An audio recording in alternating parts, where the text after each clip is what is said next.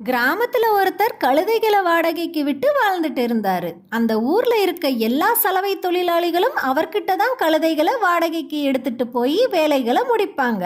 வேலைகளை முடிச்சு கழுதைகளை ஒப்படைக்கும் போது எல்லாருமே அந்த கழுதைகளை குறை சொல்லிக்கிட்டே இருந்தாங்க. நாங்க சொல்ற எதுவுமே அந்த கழுதை கேட்கறது இல்ல, சொல்றதுக்கு எதிராவே தான் நடந்துக்குதுன்னு ஒரே புகாரா இருந்தது. ஆனா அந்த ஊர்ல ஒருத்தர் மட்டும் கழுதை மேல எந்த ஒரு புகாரும் சொன்னது இல்ல, சந்தோஷமா எப்பவுமே அவங்களோட வேலைகளை முடிச்சிட்டு வருவாரு. இதை பார்த்த மற்ற சலவை தொழிலாளிகள், எப்படி உங்களால இந்த கழுதைகள் கிட்ட இவ்வளவு வேலை வாங்க முடியுதுன்னு கேக்குறாங்க. அதுக்கு அந்த நபர், நான் சொன்னதையும் இந்த கழுதை கேட்டதே இல்ல, நான் கிழக்க போக சொன்னா மேற்கே போகும், வடக்கே போக சொன்னா தெற்கே போகும், நான் அங்க இருக்கிற என்னோட வேலைகளை முடிச்சுப்பேன்னு சொன்னாரு. கழுதைகளோட காம்ப்ரமைஸ் பண்ணினா நம்மளோட வேலை சுலபமா முடிஞ்சிடும். இந்த கதையில இருந்து என்ன தெரிஞ்சுக்கிட்டீங்கன்னு கமெண்ட் பண்ணுங்க.